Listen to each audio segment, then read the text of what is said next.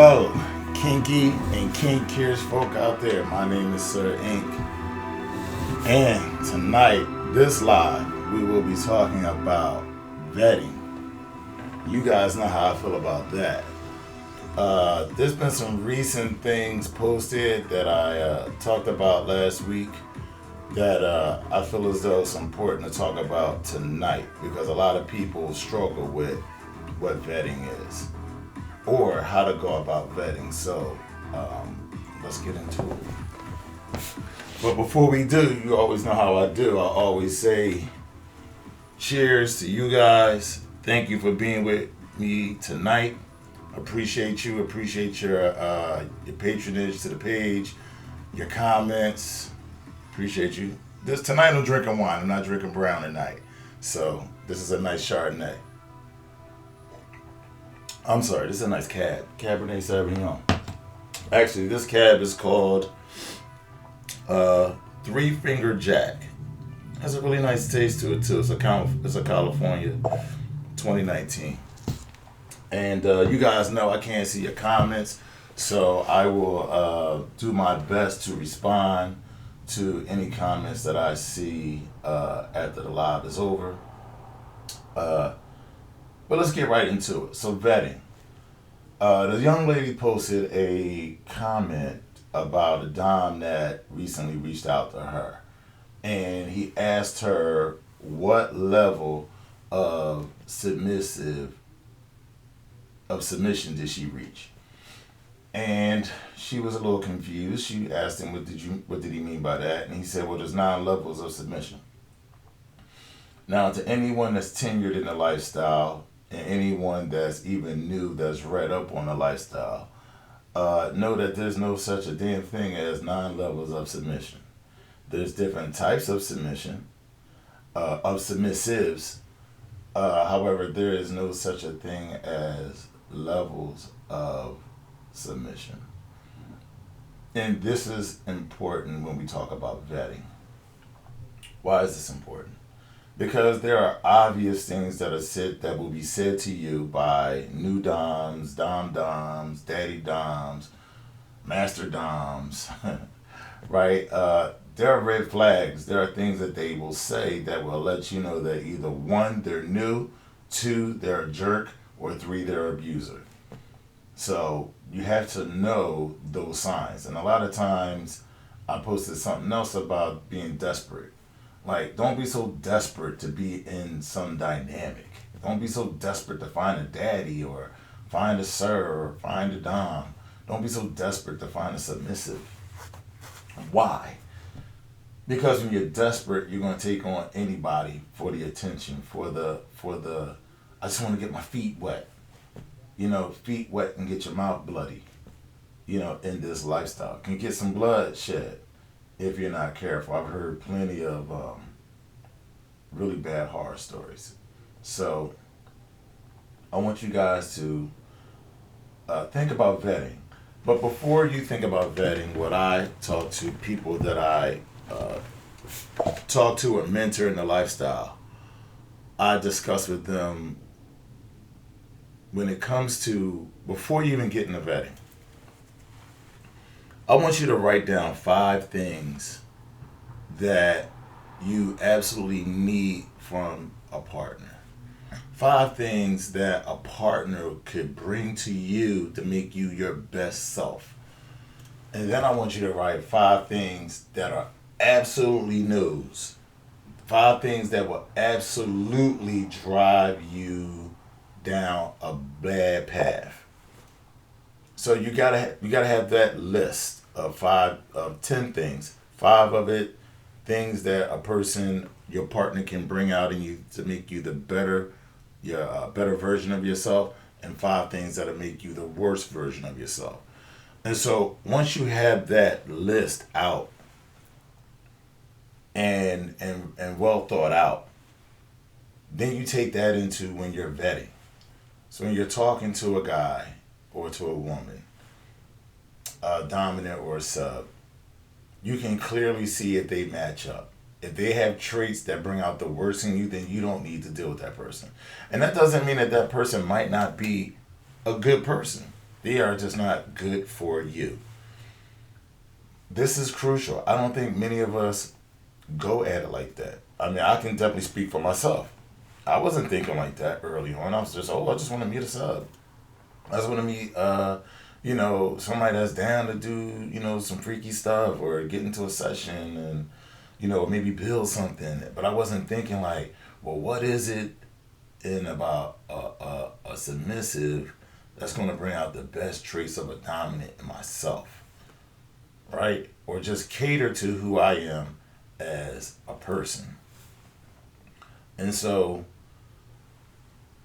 when you start getting into this and being serious about it, and you really have to, sometimes we think about the other part of the equation, that dom or that sub. We rarely think about ourselves, first. Like the journey is about ourselves first. The journey is yourself, who you are, and the things that you're trying to really bring out in yourself, right? And sometimes we wait for that other person to come so we can be this butterfly that we know we can be. Like we're stuck in this cocoon, and like when I meet my Prince Charming, or when I meet that guy or that sub, I'm gonna be able to be this best version of myself. No, you have to be that best version of yourself and practicing that every day. You have to be that. You can't wait till that person comes and then you're gonna be that. Because if that person comes, you're out of practice, you're out of rhythm, you're not even ready to be in mode. You're like, oh well, let me get myself together. Sometimes you don't have that kind of opportunity. They say you have only one chance to make a first impression. That's important to know. That's important to keep in mind, rather. Not just to know, but that's important to keep in mind. And so when you have your list of things and then you go out in the world and you're vetting, your conversation becomes very more direct. And ladies, when you're dealing with men, deal with men directly. Have your questions be direct. Don't be shy. Don't act like you can't ask any questions or even question the dominant. Because any man that's intelligent, any man that's sure of himself won't mind questions. A man that doesn't want questions has questionable character. A man should be able to stand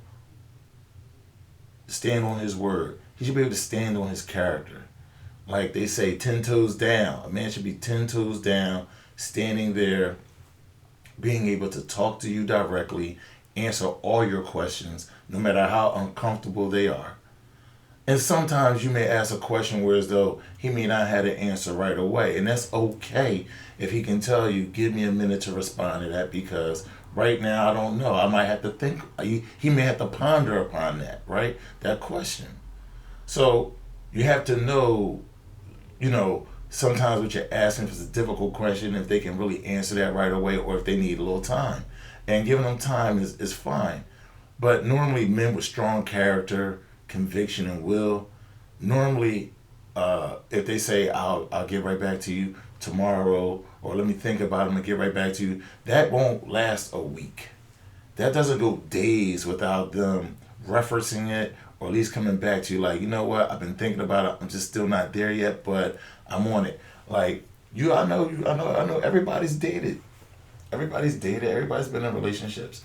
You've dealt with people who you ask them a question today, they won't answer it tomorrow, they won't answer it the next day, they won't answer it in a week.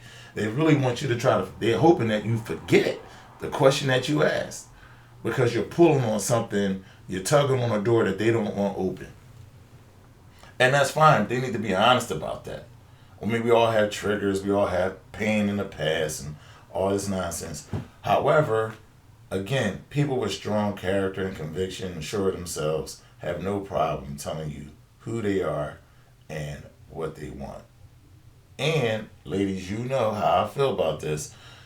A dominant man will tell you where he wants you in his life, how you can make his life better or how you can serve him. And what about you makes you a good candidate to serve him if you're making yourself available to that man, right? A man can't come in like, I've heard, bitch, you gotta serve me. Call me sir, bitch. You fucking whore, you slut. These guys be talking this nonsense. You already got to just block and delete them dudes. You know, any guy talking about wanting to do a session and he's not even mentioning aftercare. If he's mentioning a session, he doesn't really know who you are as a person. You better be careful. Because the very first thing a man needs to do, a dominant needs to do, whether it's a dominant male or female, they need to know who you are as a person. They need to know your likes, your dislikes, before they even start issuing anything to you. Now, we can get into like some protocols. That's lightweight stuff. I want you to do a journal for me. That's lightweight stuff. I got a little task for you. I want you to make sure that your bed is made up every day. Take a picture of your bed every day. Things like that. That's light stuff. That's very light stuff. But when it comes to more intrusive stuff, like I want you to get naked, take nudes for me. You just met him a week ago, and you're like, take nudes for me. Do all this kind of masturbation stuff and all this kind of, all the kind of freaky stuff. Like, not really. Because seasoned men, seasoned dominants, male or female, well, and I won't say females because I'm going to stick with the males with this because females aren't so sex driven as men are. Like, we're sex driven. And so I have to really say that if he's asking you for a lot of sexual stuff early, I wouldn't trust that. Because he just wants sex or he just wants to see freaky stuff. Like a lot of guys, a lot of people online, they only want online fun. They're behind a computer jerking off or whatever they're doing with your images or your nudes or whatever like that. If they're not paying for it, I wouldn't even entertain it. Now, once you have a level of comfortability with somebody, okay, you can share yourself. That's not taboo. That's not something that you shouldn't do. I'm just saying, like, your level of comfortability should be there first, But see, like, I think we get caught up with the pictures, and you ladies buy a bunch of lingerie, and so y'all can't wait to get sexy for somebody and show it off and do these things. So you meet a guy, and he's all like, yeah, I want you to do this and do that. And it sounds like, okay, maybe that's what dominants are because when you look online, you see these pictures, you see these little short videos, you're like, oh, that's what dominants are. No, no, no, no. If you don't know who you are, don't let them see anything else but your mind. You need to stay focused on that. Vetting. Let me think about this some more. When it comes to vetting, when a dominant is talking to you, are they really trying to add to your progression in life? Are they trying to add value to you? Are they adding value to you? Can you pick up the phone or can you send a message needing advice and they be there for you? Do you have an intelligent dominant? Is he one that you can really lean on? Because like protection means a lot of different things. When we say, oh, protection and all this, the outward expression of protection is if someone comes to you or breaks in your house, he's going to jump up and meet the intruder and all that. Yes. But protection also means being able to give you advice so you can go through situations in life without putting yourself in very compromising situations. Could be a situation at work that's going on that, sometimes women can look at things from an emotional lens. And it'll take someone like your dominant that can give you a very non-emotional view of it so you can see all of it. As well as a submissive can also give a dominant a different viewpoint to a situation that we don't see because a lot of times we're trying to shut the emotional part out of all of our decision makings. Out of all of our decision making. We're trying to shut that kind of emotionalism out. But some decisions require a little bit of emotion, a little bit of emotional intelligence, a little bit of emotional connectiveness. And that's the yin yang of the dominant and submissive dynamic. Yin yang. A lot of people say yin and yang. And I was listening to a audio book by Bruce Lee called Striking Thoughts, and he said it's not yin and yang. You can't separate the two. It's yin yang. When you see that symbol of the two forces together, it's yin yang. It's not yin and yang. You can't have one without the other. And so this dance of dominance and submission is the dominance of yin yang, is power and submission. And they work beautifully together. You can't really have, you can't separate the two. And so if your dominant isn't bringing you along in this journey of not only the lifestyle but in life in general. And a lot of times we get caught up like it's a 24/7 like thing all the time. It's not. There's going to be situations where it's not BDSM related. Like your dominant has to be more to you than just a lifestyle. He has to be a guide, a mentor, and a man to you. Period. The kinky stuff is great. The dynamic is great. But he needs to just be a man to you. Especially if you have kids in your life. If you have children in your life. Like this man doesn't have to be, unless he's the father of your kids, he doesn't have to be a father or stepfather to your kids. But he has to be a model of healthy manhood. Right? You can't have toxic masculinity as a man. You can't have some domineering jerk being your dude if you have a daughter or a son, or if you have a daughter especially, showing your daughter that you should date domineering jerks that are abusers. And so you also have to really take a deep dive into what is abuse to you. Just different levels. You know, some people like their relationships to be physical. Some women, not only in the respect of impact play, but they like confrontation that will lead to physicality. Not necessarily put you in a hospital kind of physicality, but they like to be gripped up. They might like to be grabbed by their neck and choked. Not even in a sexual way. I'm talking about straight gripped up. You know, some of them like to be smacked. Right? And then on the other slash, you have guys who, that's what they like. They like it a little physical. They like an argument that may lead to a little physicality. Again, it may not be, such abuse where it's you see bruises and things of that nature from a very violent interaction, but they may like it a little physical. They may like to get up in your face. They may like to be in your space. You know, so you have to know what you're dealing with. You have to know, is that for you?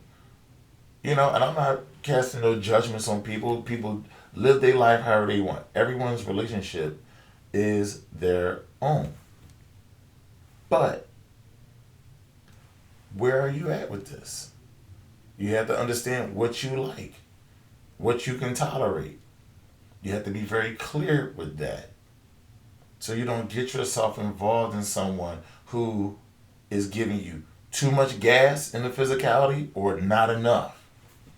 Right? Because if you're dealing with someone who's not giving you enough pushback, whether it be physical, verbal, or whatever, even as a submissive, you can find yourself turning up, ratcheting up the level to try to push that dominant to react in a way that satisfies you. Instead of saying, you know what, you're not really the dominant for me because you don't bring that level of energy that I need to bring out, that in me. Move on. But sometimes we're so hell bent on just having someone, we'll make a bad choice. And we can make a bad choice of having someone who's okay, locked in with us, even though they don't do it for us. And that's not good. And those situations tend to turn abusive. Seriously, they tend to turn abusive. I mean, you guys can go on any group on Facebook, fetish group, and read all the horror stories and read all the trials and tribulations. And as we sit there and listen and read other people's stories, it's very clear to us what we see. It's very clear to us what they need to do. But when we're in that situation, where we're in a dynamic, oh, the level of attachment keeps us from making the right decision. So, make your list. Go down your list when you meet, when you're vetting. If a person has too many strikes on that, right, on that five things that, if they got all five, you definitely know that's a no. They might have one of the five that's like, absolutely no. Now, they may have one or two of the five that might be negotiable. They might, be like, hey, look, that's something you don't like. I mean, that's something that's no big deal to me. I don't have to even do that or have that kind of behavior or say those things, whatever the case may be. You can have these conversations. And you have to know that you have the power to say no. You absolutely have the power to say no. Even when you're in a dynamic, a slave, uh, brats, we ain't gonna go there. But slaves, baby girls, you all have a voice. You can negotiate your position at any given time. Even though it's supposed to be like slaves don't have rights and all that, yeah. Slaves can still negotiate their position. And I threw that conversation out there on Instagram, and I made a post on Facebook as well because they marry each other. And I said that, like, a lot of times you want to make sure that you're with the right person because people subjugate their voice, they subjugate their power, their right to choose, and their negotiating power in a dynamic. And Master Sekou came on and was saying that's not all the way true. Even a slave can still negotiate her position in a dynamic. And he went on further to explain that, and I appreciate him for that. I put that on the podcast as well. But so it's important that you guys know that at any given point you can negotiate your position. Even though you get yourself in a situation with a dominant, you feel as though you're giving all of yourself to him. And we understand that how that makes you feel. It makes you feel good and whole to give yourself to a dominant man who absolutely knows what he's doing.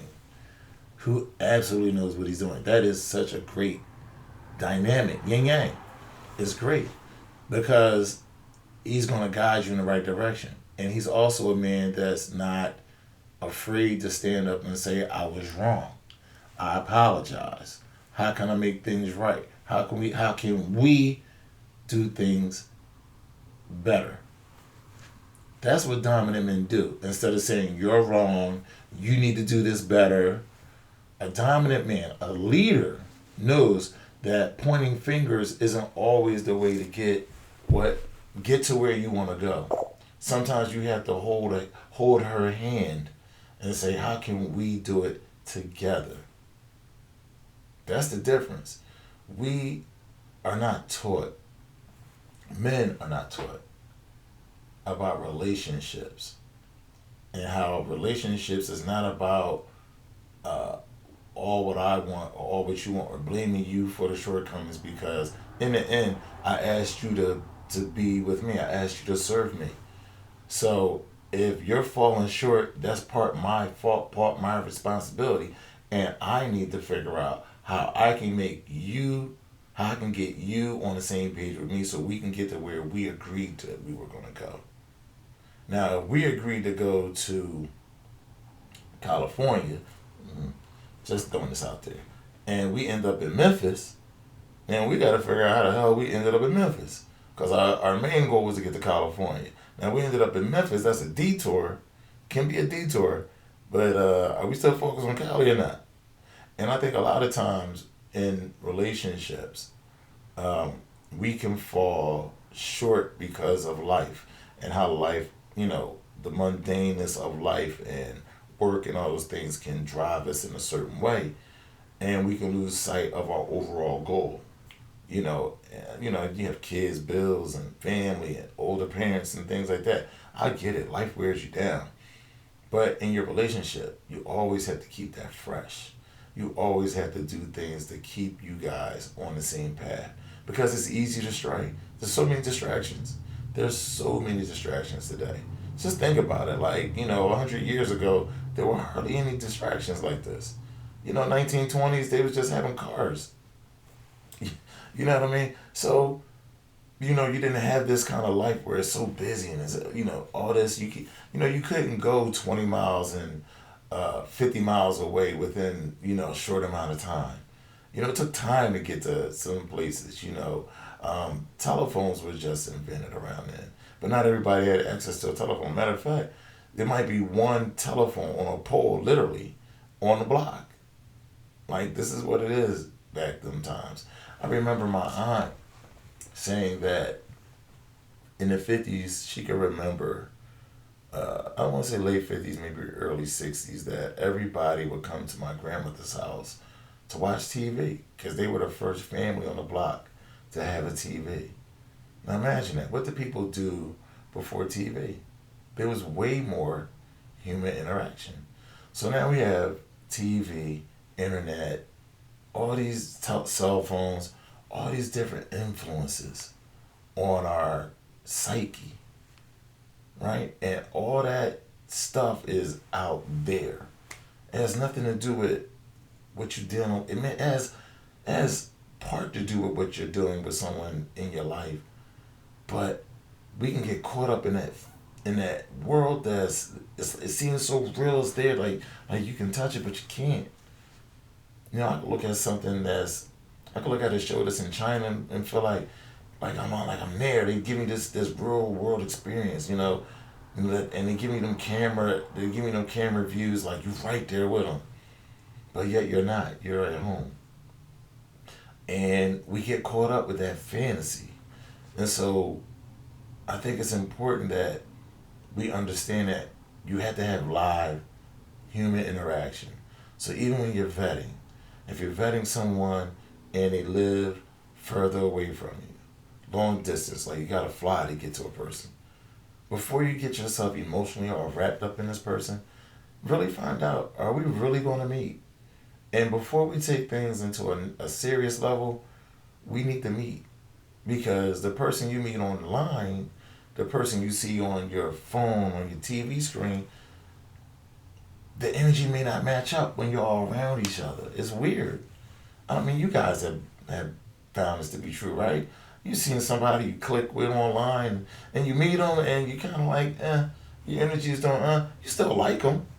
You still like them, whether it's be a friendship or whatever. You'll meet them, like, I like them, but, they ain't what I really thought they were. They always say, like, be careful meeting your idols, your heroes, because you may not like them. Because they're human beings. And when that camera goes off, they can turn into someone completely different. And this is just important, guys, when it comes to vetting. Like, a lot of people are jumping into this without actually doing any homework, without actually reading any books, without actually wow, we all heard of Marquise de Sade. Did you actually read about the Marquise de Sade? Did you actually find out what he was about? Do you actually read any books on leadership? Do you read any books on submission? These things are important. These things are very important, especially if you're looking for a man that's a guide and a leader. You need to read books on leadership. And pick your favorite person in life who's a leader. And read maybe their biography or autobiography. I think it's important to understand what leadership is and what leadership looks like. And a lot of people, and look, we live in a society of broken homes now. So maybe you didn't have a father, maybe you didn't have a mother in your household. So if you don't have a mentor in your life that's non-sexual, how do you know that you're getting good tutelage, good advice? So you sometimes have to pick up these books. Like I've been reading books on leadership, on discipline, for a long time, and I grew up with Both my grandfathers being military men. My father was a military man. So that discipline kind of lifestyle was already impressed upon me. But if you're a person who don't have your shit together and you're trying to get your shit together, you need to buy books about being organized. You need to buy books about being disciplined and the benefits of it. You can't wait to get someone and they're gonna snap you into being disciplined.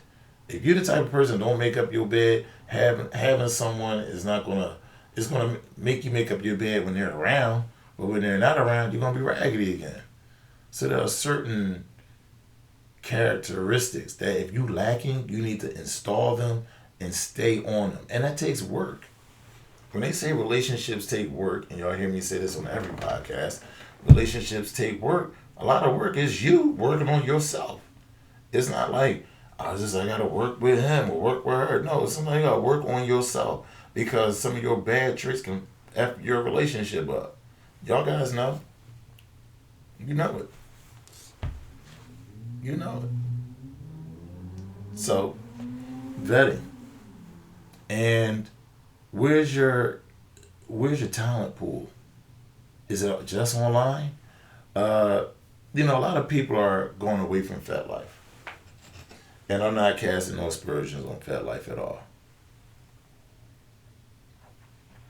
But what Fatlife is really good for, it's great for creeps. A lot of fucking creeps. I hate Fatlife. Guys posting dick pics as their profile pictures, like such little dick energy is sad. However, the good thing about Fatlife is that they're always posting great articles and always about munches going on in different places in the world. So you just go on Fatlife, and I go on Fatlife just to see what's going on in my city. I'll go on Fatlife, type in Philadelphia, and boom, it'll start showing me all the little things that's going on in my area. Things that I would never know was going on because a lot of the lifestyle is still very much underground. But you gotta go to Fatlife. It's a great resource for articles, things that's going on in the lifestyle, and things that are going on in your local area. Whether you're in Australia, whether you're in America, whether you're in Canada, people are doing a bunch of stuff. Fatlife is great for that. But it's a lot of creeps. If you want to go on there and meet people, I'm not saying you can't meet someone that's really worthy or great, but you really gotta vet them strongly. Strongly vet. Strongly vet. Strongly vet. Strongly vet. So, again, just to recap for you guys, I think vetting is so important. So, so, so important. Because it's not necessarily life and death a lot of times, but it could be abuse or not. And you have to understand that a lot of people are just looking for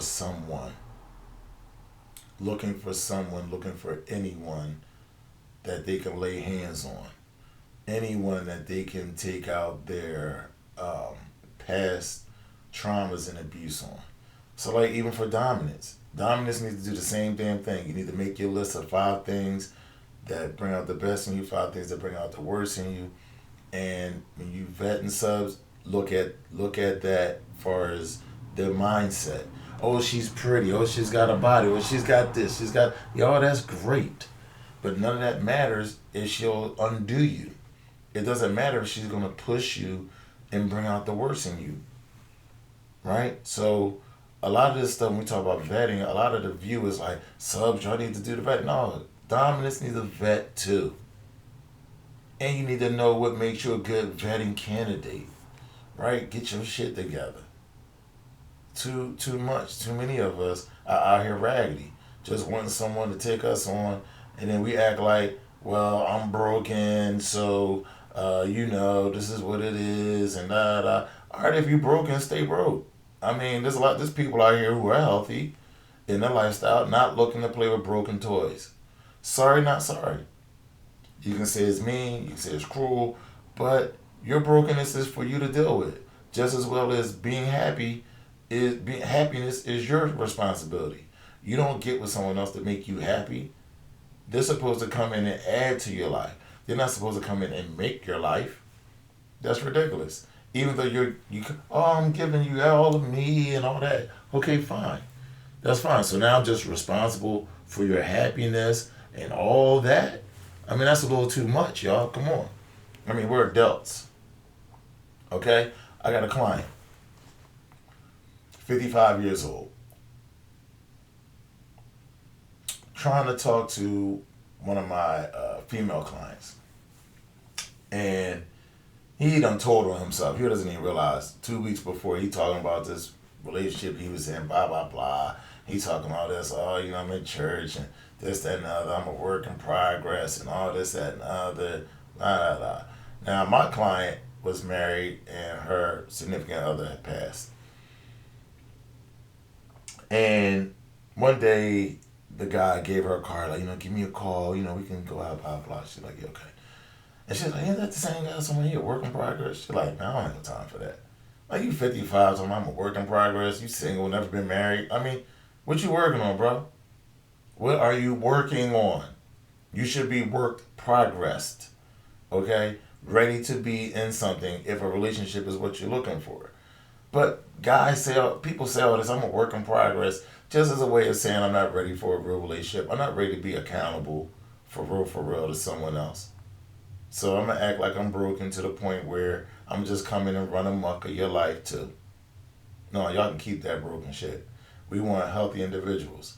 Now, you need to talk to someone about how you can get healthy. Do you need therapy? Do you need time to seal the cracks in your life? Fine. But to ask someone to just take you on and you all broken, I mean, that's kind of unfair in today's world. Because there's healthy individuals who are just laying back waiting for a right opportunity. And they've done the work on themselves. They've healed themselves. They've worked on their past traumas and dramas. And they're waiting for a good mate. But they don't always come with a sign on their head that blinks ready, willing, and able. Because when you get to a point of going through life, dealing with trauma and drama, and you healed yourself, you don't go advertising that because you understand the value of yourself, right? And when you understand your value, you're like that piece in you're like that valuable piece in an art store that only those who know are going to be able to see. You're not going to be that, you're not going, that standout piece over there, everybody going to like that. But that don't mean it's good, right? It's the quiet ones in the back that's just looking and observing because they want to see who you are. Because they can tell brokenness because they've been broke. They've been broken before. And they can tell the broken ones that's healed themselves. That's who they're looking for. They're not looking for the broke toys that looking to break you along the way. Because this guy that's my client, he's just a broken toy looking to break other toys, making a muck, talking to a preacher in this church. I'm like, no.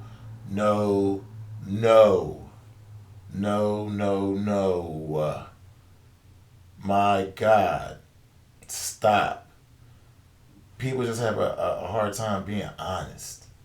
But when you have your vetting script, it doesn't matter if they lying. It's gonna come out because either they going your way or they not. And if they're not going your way, tell them to holler back with their window cracked.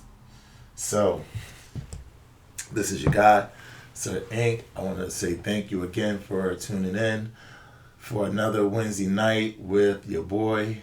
And you guys know where you can find me, Sir INQ, on everything here on Facebook, Instagram, Twitter, not so much, but I'll post stuff on there. Join the Community King Space. You can always email me at sirinq09@gmail.com and check out the website, sirinq.com. Thank you. Peace.